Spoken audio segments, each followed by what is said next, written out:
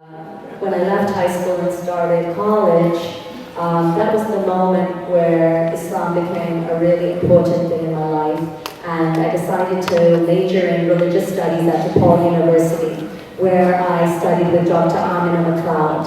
And Dr. McLeod was really important for me because she exposed me to many things about Islam that I had never been exposed to, such as Sufism, and we went on a study abroad trip to Morocco, and that trip had such a huge impact on me. So much so that I think that, it really changed something inside me, and it made my faith stronger. So I think all these experiences really helped shape who I am today.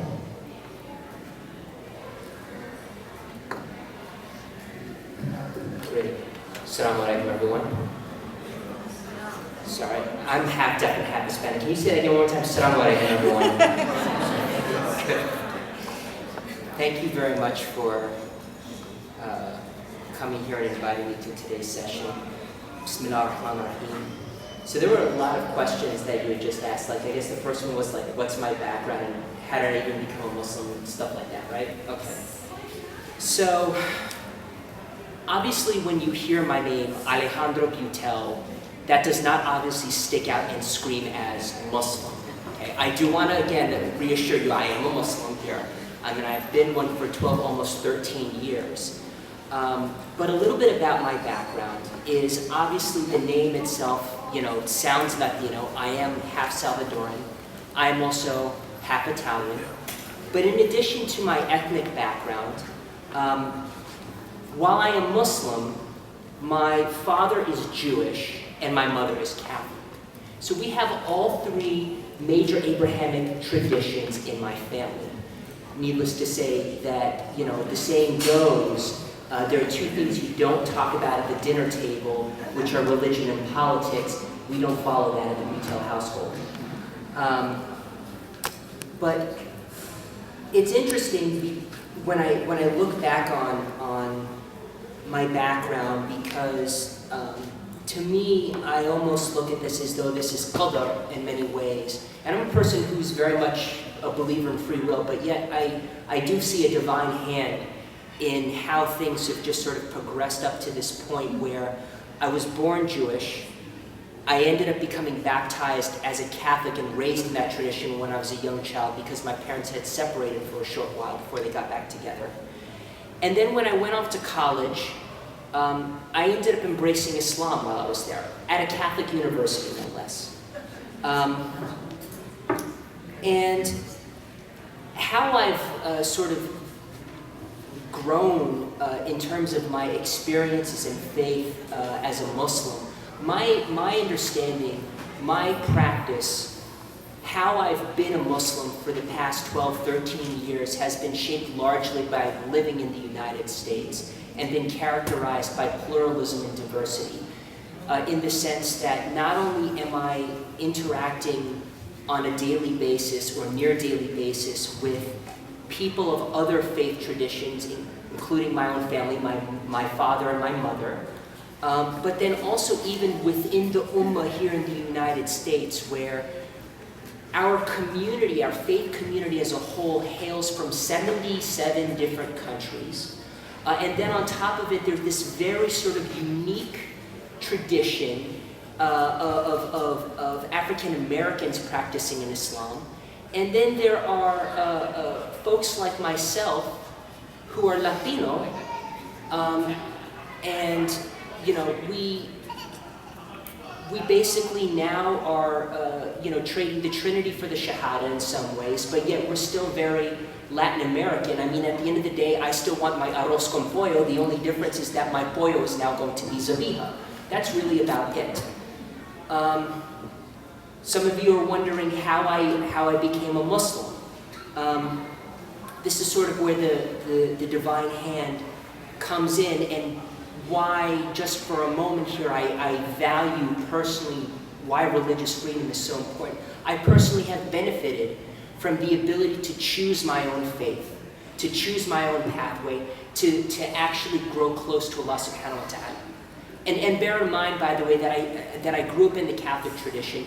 I used to be an altar server. I used to read during Mass from the Bible, read those biblical selections before the priest gave his chuppah afterwards, and all the ceremonies and things like that. So I was raised in those kinds of traditions before becoming a Muslim. The reason why I think there's some sort of a divine hand in this, and I say alhamdulillah every time, is because growing up as a teenager, I was very nerdy and dorky, and I had a lot of sort of self-esteem issues, and I was very, very socially awkward, especially throughout high school. And literally, the first day that I got to campus, I literally had a this of course is going to sound weird, but I had a conversation with myself. And essentially what I said was, okay, Alejandro, this is a chance to have a new you. And I didn't realize how far I was going to be taking this eventually. But this was going to be a new me. And the thing that I wanted to work on was being less socially awkward and just, being more out there, more sort of, somewhat more extroverted. And so I literally said to myself, because I was in the library, and I was just finishing up getting my college-issued laptop. I said, the next person that comes around the corner, I'm just going to say hello to and introduce myself to, because this is freshman orientation. And the next person who came around the corner happened to be a Muslim sister whose parents were born in Afghanistan. And I just said, hi, my name's Alejandro, da-da-da, are you new here? Yes, da-da-da. We just struck up a friendship, and I was like, okay, this is going to be like a new friend. I wanted to have a new sort of opportunity. Little did I know, though, that moment there was what was going to lead me to becoming a Muslim. Excuse me. I honestly believe that moment there was an opportunity for me, and as I look back at it now as an adult, being Muslim for 12 years, this was God.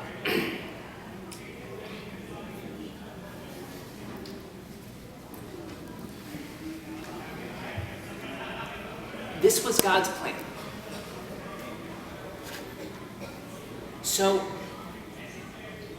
alhamdulillah, I'm very grateful for the ability to choose my own faith. It has enriched me on a number of different levels. When I became Muslim, my parents, they had different reactions. You would probably think that my father, the Jewish one, might be the one who was like the most sort of hesitant. If anything, he was really chill about it. He was really cool about it. The only thing he said to me, wallahi, was, oh, okay, well, Alejandro, so you're a Muslim. Don't do any terrorist stuff, and I guess we'll be okay. And I was like, all right, I'll just take it as is. Bear in mind that I grew up in New Jersey, and this was about 8 months after 9/11. And so we knew people who were in the trade towers, we knew all this sort of stuff. So these kinds of perceptions, yet for my father to still be really cool with this, despite all of the stereotypes that were out there, despite the trauma of this particularly nasty event that took place so close to home, so suddenly afterwards, and my father was okay with it. My mother, on the other hand, she cried for 3 days straight. But the thing about my mama was that she was hesitant about it because she thought that I was going to be giving up my Latin American identity when I became a Muslim. And this kind of goes back to where I mentioned before about the diversity and the religious freedom and people coming from abroad and having the freedom to practice their faith here, coming from 77 different countries. As a Latin American, as a Latin American Muslim, one of my historical narratives and one of the reasons why I was drawn to Islam, besides Tawheed and the continuation of the prophets and, Jesus is your homeboy too? Like I learned these kinds of things. I was like, this is, mashallah, this is great. But on top of all of that, like the notion of like Cordoba and Islamic Spain resonated with me at this almost very deep, ethnic, almost tribal sort of level. And so it took a while with my mom. I mean, the best thing that I could do, the best form of da'wah that I could do with my mother was just to be a good son. I could preach and talk a great game, but with my mom, what's going to win her over at the end of the day was just to know that I was going to be a good son. And then it was after that that the conversation started to open up about, well, why did you do this? Why did you do that? Well, did you do it because of the girl? No, Mom, I didn't do it because of the girl. Okay, in fact, my wife, by the way, who's very different from the friend that I had met there, happens to be Latina. She's half Indian and half Guatemalan. So not only is she Latin American like me, but she's also Central American Latin American like me. So my mom was really happy about that. That was a bonus. But the idea here, though, was that the freedom to choose, particularly in a place like the United States, has friends and others in general to this enriching marketplace of ideas, so that whether I'm engaging with the racial other or the religious other, people who are just different from me racially or religiously, I end up benefiting and enriching from that, even here in this room right now, just looking at the diverse black and brown faces that are here. So with that, I'll shut up and say thank you very much, Salma.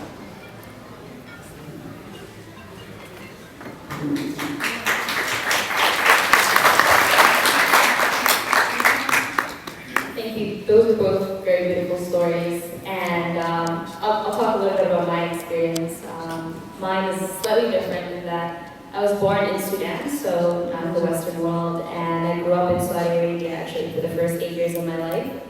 When I was 8.5 or so, my parents, siblings, and I moved to the United States, so that was around 2000. And I knew not a word of English. The only things I knew were no, yes, and a phrase that my dad taught me, no speak English, on the airplane on the way here. And I remember the first day of school, 4th grade elementary school, standing up because the teacher was going on and on about God knows what, because I had no idea what she was saying. And I didn't want to miss anything important, so I felt that I had to say something. And the only thing I knew was no speak English. So I just got up in the middle of her speech and I screamed, no speak English. The kids were looking at me like, what is wrong with this? And she came over, and luckily she was a very nice person and said something that was comforting, and eventually she told teacher. The English language teacher came and took me to another class where I would study for the next 2 years. And eventually, obviously, I learned language, and my education in Islam up to that point had been in Saudi public schools, in Saudi Arabia, obviously. And religious education or religious instruction is such an integral part of education in Saudi Arabia, and it's integrated into almost everything. But of course, there's Quran class, there's jurisprudence or fiqh class, and there's instruction in hadith as well. And I was very passionate about Islam. I loved it so much. I remember first learning how to pray and showing my mom and constantly doing it. The one thing that I didn't love was when I was told that because of my gender, some things were not available to me or I couldn't do certain things. Even at a young age, I just felt like I couldn't reconcile that with my sense of self-worth. And then when I came to the United States, there was no longer obviously religious instruction in the public school system where I attended school, but my parents took me to Sunday school, as I'm certain a lot of people here understand experiences with. And even there, I was instructed by someone who was teaching you what it means, what it meant to be a good Muslim woman. And that was another part that I really did not love, and I couldn't reconcile with my American identity, I guess, at this point. But because I felt that rejecting it meant rejecting Islam, I couldn't deal with that, so I just decided to sweep it under the rug and not deal with it. And then I went to college, hoping to major in philosophy or even mathematics, never considering anything related to Islam, but I fell in love with and major that was wholly dedicated to understanding Islam and Muslim majority societies. So I ended up, like Rohina, majoring in Near Eastern Studies or Middle Eastern Studies. And I also remember taking a class actually on Sufism and arguing with the professor and telling him, this is not Islam. And he was like, no, this is a tradition of Islam that I just was not familiar with. And I remember saying to him, this is antithetical to everything that Islam is, this makes no sense to me. By the end of the course, I came around and I realized, no, this actually does make sense, and it's not necessarily as opposed to what Islam that I love, obviously. And yeah, it was just such an amazing experience, and I ended up falling in love with it that way, and realizing that I could reconcile my identity as a Muslim, as an American, but also as a Muslim woman. But clearly, the freedom to be able to not reject, but leave one faith and I guess reject as well, and take up another is very important to your story, Alejandro, but I think it's important to me as well when I finally realized that I didn't have to be Muslim or didn't have to accept Islam, or that it wasn't forced upon me, was when I finally learned to love it. And then it's beautiful because it's kind of like a convert or someone who's encountering Islam for the first time. It's new and it seems like it's your choice. It's the most beautiful thing ever. Now I was wondering if both of you could talk a bit about some spiritual or religious struggles that you've had, or moments or periods of doubt, which I think a lot of people can relate to, and how that fits into your religious freedom story, your story as you are today as Muslim Americans.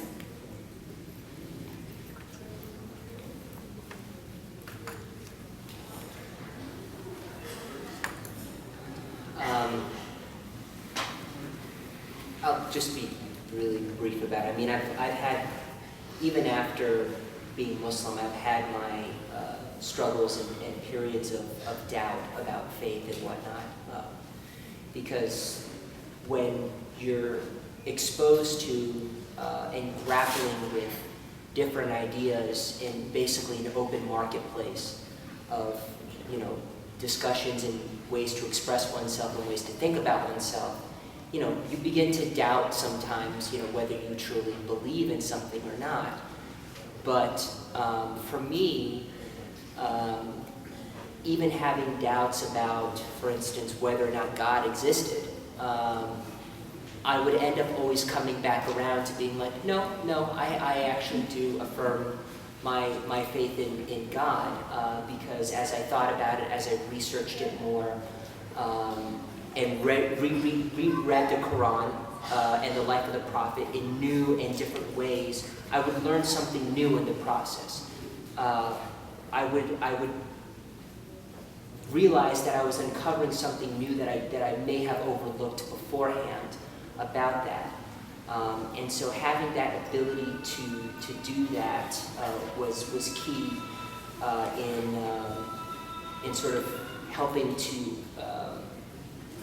let my faith evolve in a constructive way with me.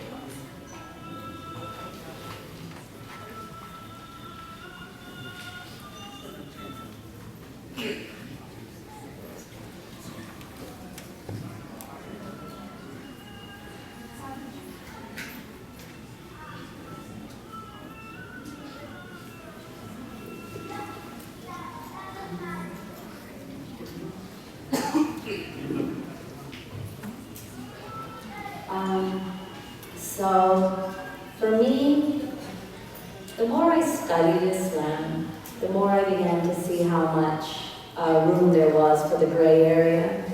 How many, when you see the four major schools of thought, you see that there's so much room for interpretation, there's so much room for that this is not a faith where everything is black and white. And I guess the problems I've had in my life are with people whose mentality is that everything should be black or white and there's no room for the gray area. And that's the biggest issue that I've ever had, not so much with my faith, but with people who practice the faith. I think that the more we study our deen, the more we'll be blown away with how much room there is for interpretation and how much room there is for different opinions. And that's one of the things that I would say make me love this religion so much, because of that diversity. because that you can go to the mosque and see some women praying with socks on and some women who are not praying with socks on. And I remember this one moment where this woman was yelling at these women because they weren't wearing socks. And I didn't say anything, but I was thinking to myself, because that was something that I had studied and I knew which school of thought said it was okay and which didn't. And it was just so interesting to me where you can do things differently and it's okay. And the people who usually say it's not okay usually haven't studied that much. And their view is so limited. I think everyone should try to, of course, study the school of thought that they follow, but also other schools of thought, because when you do that, you'll be blown away. And also, for me, as a theater artist, that was one of the biggest struggles for me was, how do I, as a Muslim woman, practice the art of theater when everyone around me is telling me I can't because I'm a woman, I can't because I'm a Muslim, I can't because I cover my hair, I can't because my skin is too brown. And I really, with time, was able to get over that and use my theater work to deal with issues that were really relevant in my life. And the first professional production I had was my one-woman play, Unveiled. And I wrote Unveiled because it dealt with post-9/11 backlash and racism and hate and xenophobia and all that. And I remember when I wrote it, I knew that with my work in solo performance that I wanted to perform all these 5 characters that I had created. And I wanted all their stories to come from one heart. I think theater is a very powerful medium. It's unlike any other art form in the sense that you can't watch it from your computer at home. You can't watch theater as a videotape. Somebody could record theater and you could watch it as a videotape, but it stops being theater, it becomes a videotape. The difference with theater is that it has to be live. You have to be in a room with other people and the actors, and you all have to be live in the same room at the same time. And there's something very powerful about experiencing something with other people at the exact same time.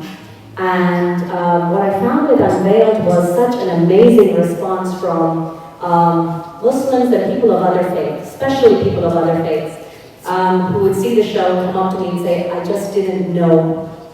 And there was this one story that I want to share. There was a young man from Ohio, and he said that he hated Muslims and he thought that we wore the veil to celebrate 9/11. And he started to cry and said, I was so ignorant and I didn't know that you wore it for God. I'm so sorry. That moment, for me, I can't describe to you. It changed me as a theater artist. It completely changed me. And it made me keep going because there was some negativity from my own community saying to me, well, this is all nice what you're doing, but people who go to the theater are open-minded and you're preaching to the choir. And I really found out through God's will that, it comes back to God, because I don't know who's going to be in those seats when I perform my show at the end of the day. I don't know who's going to be in those seats. And I don't know who God has put there for a reason. And I can't tell you how many times that boy from Ohio wasn't just a one-time fluke. That was something that started to happen over and over and over again. And I don't know what it was about that time in my life. I wrote Unveiled, and then I wrote The Mecca Tales, which is a story inspired by Chaucer's The Canterbury Tales. And it's about a group of women pilgrims who go to Mecca for the Hajj. And each of these women tell a story of why they have come to Mecca. Why are they a pilgrim? What's going on in their lives? That play, I was hoping with that play to break the negative stereotypes about Muslim women. And the response I got from audiences really made me feel like I had succeeded that, because so many audience members would come and say, I always thought of Muslim women as weak or submissive, or you know what the stereotype is. And yet here were these 5 women on stage who were so far from weak. And it was really great. I have a new play coming out in Chicago in January and in February 2016. It's called Yasmina's Necklace, and it's a play I wrote about 2 different communities, both Muslim communities. One is Latino Muslims and the other is Iraqi refugees who have been placed in Chicago. And right now, with everything that's happening with Syria, the play has become so much more timely, and I adjusted my script to address what's going on in Syria.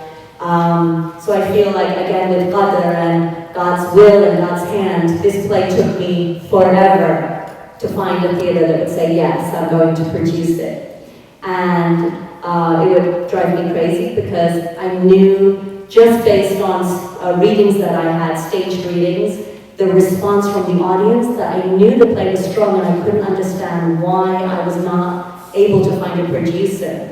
And I got to a point where I thought, you know what, I'm just going to have to fund this myself and produce it myself. And then, alhamdulillah, producer said, I'm going to produce this play, and it just happened at the right moment, and I really see that now. I really see God's hand in all, and it's just taught me so much about having that strong sense of trust in God's will, whatever it is. Because it's coming out now at a time that I feel is very relevant. And I'm really excited for January. And if those of you in the audience who are Chicagoans, please don't miss it. It's going to be at the 16th Street Theater. And for those of you who are not from Chicago, consider coming to Chicago for a weekend to see my play. You won't regret it. But the thing about theater and storytelling and art that I really want to say to all of you, especially the parents, we as a community are a little bit too obsessed with our children being doctors and lawyers and engineers, and we complain so much about the image that is portrayed on the media. But so few Muslims are telling our story. And when we have that void, other people are going to tell that story for us. And that's when we have the problems, and that's when we have shows like Homeland. And we can be upset about Homeland because millions of people watch it. And yes, it does leave a very lasting impression about who Muslims are. But if you want to change that, you have to go into that field. And the more that I'm in the industry now, I'm really seeing how few Muslims are a part of it, and I wish there were more, and there are more coming into it, but we need support from the community, and we need more parents really being open to that as a career choice, because there are so many of us, our children, who are creative, who may have that gift of writing a screenplay or writing a play or being an actor, and we have to open our minds to the arts, because art is something that can truly solve world problems, I believe, because art touches the heart, and in a way that nothing else can, I think. So I really hope and pray that people change their thinking when it comes to their children and career choices, and allow creative people to go into creative fields and to nurture and support them, because it's so important, and it's the only way we are going to change what's being said about Muslims is if we tell our own stories. And the only way that's going to happen is if people make that intention and do it. So we really need more Muslims in the arts, and I just really feel that, back to this idea of religious freedom, I feel so blessed that I was born in a country where I could be a Muslim theater artist with a hijab on my head, Muslim woman, and I could perform a one-woman show on stage. There's sadly parts of the world where we all know I couldn't do that. And the thing is, as a Muslim woman who studied my religion, I know my limits with what my deen has to say. I know my boundaries. So when I meet young people who want to go into the arts, I always say to them, yes, do it, but also study your deen, so that nobody can make you do something that makes you uncomfortable or makes you have to compromise your integrity. Study your deen. That's something, if you study your deen, you will fly no matter what field you go in, be it the arts or medicine or whatever. You'll have barakah. So I really feel like it's so important to not just be obsessed with our children becoming doctors and lawyers and engineers, but to really, really take seriously that our children need to know their deen. And the reason, and I'm sure Alejandro can talk about this with children who are getting into extremism, they have never studied. They have never really sit down and studied. And I just feel like a lot of the craziness that's happening in the world comes from people who are ignorant. And it's just so important to study your deen. Thank you. I think you're right about your ability to be a Muslim playwright, whereas a hijab being a special opportunity available to you as a Muslim woman. That's not necessarily the case in other countries, be they Muslim majority or otherwise. I wonder if you both, or either one of you, could talk a bit more about some of the opportunities that are available to Muslim Americans that are not necessarily available to Muslims elsewhere, or special opportunities that you've experienced in your own life that you know, had you not lived here, you would not have been able to pursue or engage in. Ladies first. I think I already kind of addressed that with just the work that I do on stage. Just becoming these 5 different women. One of them's a rapper, she's a hip hop artist. And I know that I've had people come up to me and tell me, you know, you couldn't do this in my country. And yet there's nothing in my play that's inappropriate. So I guess that would be my example. It's just my own example of being someone who works in the theater and feeling very blessed that I'm in a place where I can do that. So in addition to at least what I discussed earlier, which was about being able to choose one faith or another, prior to doing what I do now at the University of Maryland as an academic researcher, I used to work for 3 years doing civil rights advocacy. And I will definitely say that anti-Muslim bigotry is a very, very real challenge here in the United States. I think some of the things that Rohina had just talked about earlier speak to that, but in a very positive light, though, how one can overcome and transform that by having this open dialogue and open marketplace of ideas. And by the way, my aunt is a huge fan of yours. The other thing I would say on the flip side, though, is that looking at this as not just as a Muslim living in the times that we're living in now, but as someone who comes from a Jewish background and a Hispanic and Catholic background. These were people who, based on faith and ethnicity, were for many, many years in this country discriminated against. You could go to places anywhere from, Mobile, Alabama in the South, to even some of the most exclusive clubs in New York. My father used to tell this to me, that he used to encounter signs in many parts of the country growing up until the mid to late 60s that used to say things like, Jews, blacks, Mexicans, or dogs allowed at this establishment. You imagine that equation right there? Jews, blacks, Mexicans, and dogs. Okay? SubhanAllah. Imagine how far we've come now as a country, alhamdulillah. We still have a lot of ways to go, okay? We have a long, long way to go. I mean, the protests in Ferguson and in North Charleston, Other places like that across the country, in Baltimore, which is in my backyard, okay, speak to the fact that we have a long way to go in this country.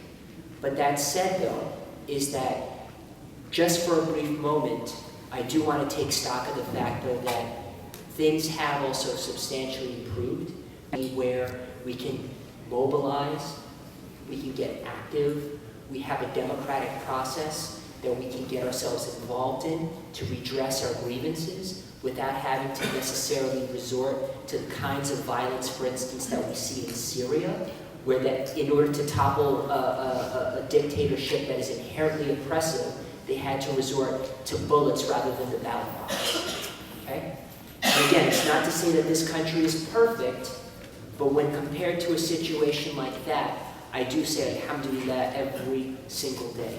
Even where I'm from, in a place like El Salvador, for instance, where we're racked with gang violence all the time, our murder rate in many ways rivals that of parts of Iraq and Syria. That's how bad the violence is in El Salvador.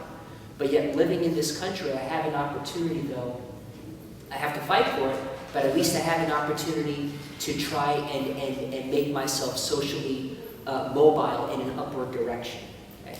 And so my message fundamentally then here as well is, in addition to our religious freedoms and acts of ibadah, is that if we work at it really hard, especially learning the lessons from other communities that have come before us, African Americans, Jewish Americans, Hispanic Americans, Asian Americans, and actually build bridges with these communities. And even, I don't want to exclude our white Christian brothers and sisters as well, because there are many of those within that community who see the injustices and are out on the streets as well. So working together, building those kinds of ties in order to, as the saying goes, to bend the arc of history towards justice, we have this ability to do that.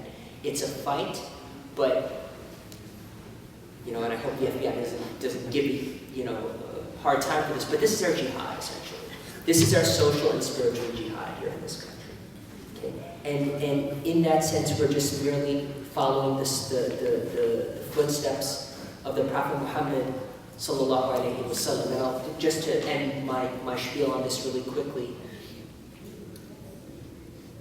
to give a little bit of historical and spiritual sort of comparison, lots of times we talk about how there's a military-industrial or prison-industrial complex in this country that leads to great inequality and destructive outcomes that undermine the values that our country is supposed to stand for.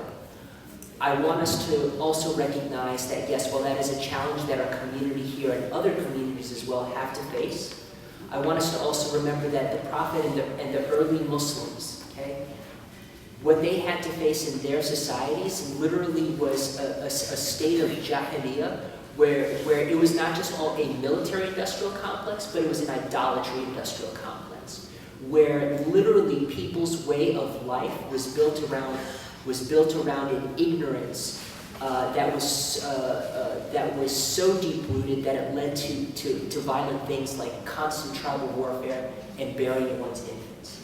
And yet, despite not having a functioning government, because when the Prophet came in and established the Sahifat al-Medina, the Charter of Medina, where he outlined things like religious freedom and guaranteeing the safety of all the communities there, okay, he had to create these things from the ground up. We, at least, alhamdulillah, have these things already in place. And our situation, by comparison, is a lot better. So that I, as a Muslim then, when I look at the context of the Prophet Muhammad sallallahu alaihi wasallam, and when I'm literally making sujood to Allah subhanahu wa ta'ala, and I'm thanking Allah, I'm not just prostrating myself and putting my head on the foreground, my forehead on the ground, but I'm also trying to elevate my soul and elevate my perspective to keep in mind that we are continually not just grounded in this dunya, but that our moral trajectory, our moral being is up in the heavens, and that's where we always have to face and keep our spirits up.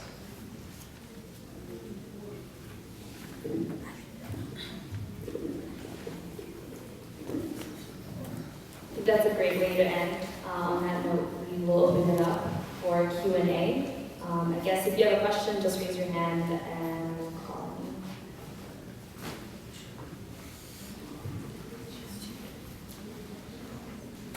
you. He's scared.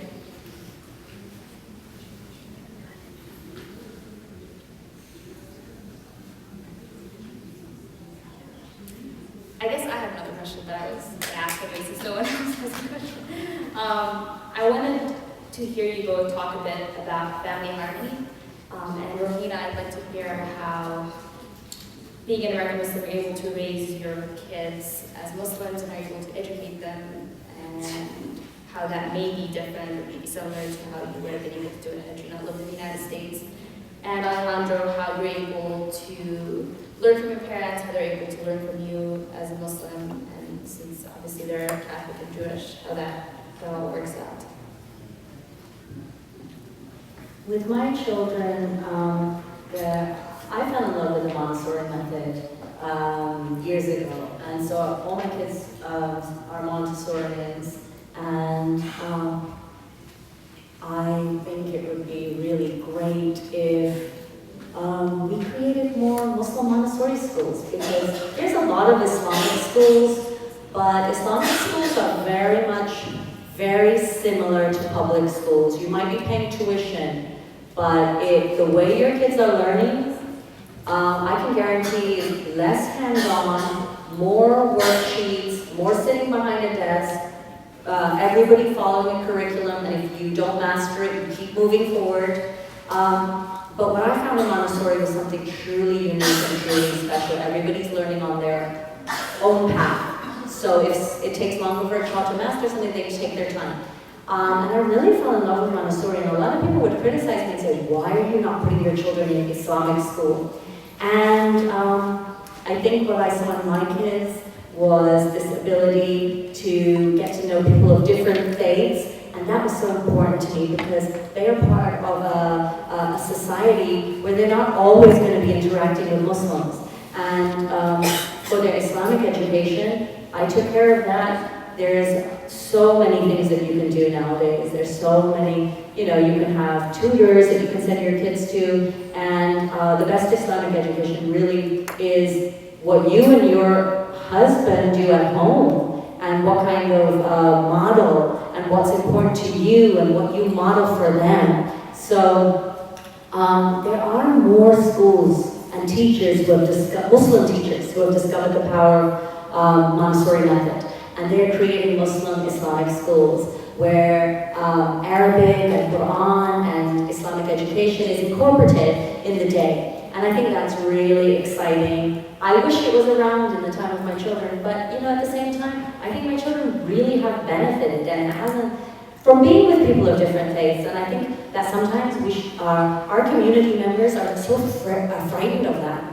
And with their children, and they just want to protect them and shield them from the other. And that's a dangerous way of thinking, because we don't like it when people treat us as the other. So we should be careful not to do that to others. So I think that's pretty much how I have handled parenting and educating my kids, because I find that the Montessori method is all about peace education, and I find Islam is about peace. So the two are work really well together, and that's worked for me and my kids. How old are your kids? My children are 7, 9, 12, and 14. And I'm only going to speak from my personal experience in my family, it is about keeping an open mind. It is, and this is for all three of us, keeping an open mind, keeping an open heart, trying to just be the best people that we can be, and a lot of patience and understanding along the way. And from a religious perspective, an Islamic perspective, I try to look at family harmony as an act of ibadah, as a way of worshiping God, as a way of fulfilling that element of my faith. I don't think I would be a very good Muslim if I wasn't a good son or a good family member. I feel like I would really be failing. And I think, yeah, I really do think like I would be having a serious shortcoming with my Islam if I wasn't trying to be a good family member that way. It's not an easy proposition. A lot of us, myself included, for a while used to tend to think that interfaith engagement and dialogue sometimes can be this very fluffy kumbaya, sort of no substance, no real sort of concept. But when I thought about it with my own family, though, to be honest, I'm like, no, this is real. This gets real. And just to share something really personal for a moment, I talked about how I told my parents that I had become a Muslim, and I did that within about 6 months after taking my shahada. So it was a little bit of time, in between, but it took me 8 years before I told my paternal grandmother, my father's grandmother, this very same thing, and that was a very difficult conversation to have. But what's interesting is that, like me, she happened to be a convert to another religion. She also used to be Catholic, but she had actually converted to Judaism to marry my grandfather. And so in some ways we were sharing convert stories in our own sort of interesting way. I'm glad I was able to sort of share that with her, because last week, may God rest her soul, she just passed away. And now my role as family member here with my deceased grandmother is to be able to try and bring about a process of healing and closure for those in my family, including myself, because I'm not going to lie, it's only been a week, right? I was even debating whether or not I should have come here. But if there's, but I figured, I not only love my grandmother, and I'm going to be visiting her shortly, but, I love my community here too. I love my Oma. They've been a pillar of support for me and an extension of my family, so I figured I'd come here as well and share some intimate sort of stories in a constructive way that I hope benefits you all as much as it's benefiting me. So, in terms of family harmony, I will definitely say that, to go back to the ultimate topic though, without religious freedom, I would not have a fighting chance of family harmony with my loved ones, with my parents and others. So I'm very grateful in that sense as well. Thank you so much for coming. So sorry for your loss. We're very lucky to have you here. One last call for questions. Anyone? All right, well, go ahead. I have one. Okay. I'm just interested in, I think the interfaith that Alejandro, you were talking about this, the interfaith component of things can be very fluffy, and we've talked about that. Can you guys comment on how we could make it, dava versus avada, how we can make it more, I don't want to say constructive, but from a Muslim perspective, with religious freedom, how we can make it more constructive? I guess that's my question. That's a hard question. I think, how can we make interfaith dialogue more constructive? More constructive, I think that's, I think that the interfaith movement that I'm seeing, and often when I perform my shows, I'll have folks in the audience who say, well, I'm just stay-at-home mom, what can I do? I say, start an interfaith group.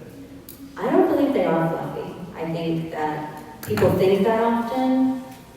I've heard stories of interfaith groups that might start off fluffy, and the more they get to know each other, it's great, and then something happens, in Gaza, and it gets difficult. And a friend of mine was telling me about that, as she's a Muslim, and she said she walked into the meeting, the interfaith meeting that they have, and people were just, Jews and Muslims were screaming at each other. And she said, is this what the last 5 years we've been trying to build? Is this what it's led to? And they had to, as a group, get past that, because there are going to be things that come up. People are going to choose sides on different things. So I don't think it's always fluffy, I think it's challenging, but they were able to find a way to get past that. So I really believe that if you can do it, you should be part of an interfaith group, especially in these times. People don't know us, and a lot of times when you hate someone, it's because you don't know them. I've been invited to perform Unveiled for interfaith groups, so I get to arrive at a church, and there's some Muslims there, and there's some Christians and some Jews, and it's really great because often the folks, before they joined that interfaith group, knew nothing about Muslims, and slowly are getting more comfortable, and they'll do a potluck, and there'll be food, and you know, food brings people together, and I just really can't speak enough about how all of us should try. And I'll tell you about one group. You should Google them, and they should be here at ISNA. They're not this year, but I'm going to try and do whatever I can next year because I think they should be here. They're called the Sisterhood of Salam and Shalom, and it was started by a Muslim and a Jewish woman. These two women started this group, this interfaith group in New Jersey that has now grown into a chapter in New York City, a chapter in Philly. There's now starting a chapter in Chicago. It's growing. This is an amazing group of women, and the focus is Jewish and Muslim women coming together. And when I speak, because I'm a writer, so I just like to sometimes listen to people speak about what they're doing and observe them. I am so blown away by this organization. And they came to a post-show discussion for Unveiled when I had a production in New York in June, very recently. And they spoke at the post-show discussion, the co-founders did. And they were incredible what they were talking about. And in January, they are taking a trip, an interfaith trip of Jewish and Muslim women, plus husbands if they want to come, to Bosnia. And why Bosnia? Because in World War II, Bosnians saved lives of Jews when the genocide was happening. And then later, when the genocide took place in Bosnia, some Jews from Israel came and got Bosnians out who saved their lives. So it was like, they're going there to meet these people and learn about this historical fact, this historical event. It's so moving, and it's such a powerful story about what happens, number one, genocide, when we don't have interfaith and we don't know each other and we stereotype. I can tell you as someone who's written a play about hate crime. I have studied hate crime, and for a hate crime to happen, you need two things: negative stereotypes about a group of people and degrading language. And if those two things are left unchallenged, you will have murder. And it will lead to something like genocide. So what they're doing is studying these two moments in history of genocide in Bosnia and genocide, Nazi Germany, and what happened. And they're coming together as a group, and it's spreading. And I want it to spread more. So I can't stress to you enough that we, as Muslim women, should be starting these kind of things. As Muslim men, I love the idea of people just standing up and the power of one person who says, I'm just going to do it. That's all it takes. It's the power of one. You don't have to be a playwright. You don't have to be anything. You just have to be a person who's willing to open up maybe your home for a cup of tea, and that's how an interfaith group starts. I personally cannot stress how much this is part of the solution. I've seen it with my own eyes. I travel all across the US with my play. So I get to meet interfaith groups, and I'm seeing the difference that it's making, because once you know somebody, you cannot stereotype them anymore. And what you will see is that that Jewish woman is just like my mom, or that Jewish man he's a lot like my dad. That's where I feel like we can all do something, all of us, no matter what your field is. We can all be part of an interfaith group. We can all meet once a month. We all have that much time, I'm sure. That much time to just meet once a month and have a potluck and have food. But don't think that it won't make a difference. It will make a difference. It will make such a huge difference. So please consider, when you go back to your community, if you could start something like that, because it's so important. The one quick thing that I'll add on to, because I think the underlying thing that Rohina was mentioning there is action, doing something. There is a lot of work that needs to be done in this country on a lot of different things that's out there. And so meeting and engaging is a very important first step. The next thing is to start working together. There are a number of different organizations that are out there in different faith communities, whether we're talking about, I don't know, the Methodist Church, to even groups like Rabbis for Human Rights, which I think is now called TRUO, excuse me. These are all kinds of different groups that are out there that work on all kinds of different issues that are important and impact every single person on every single life.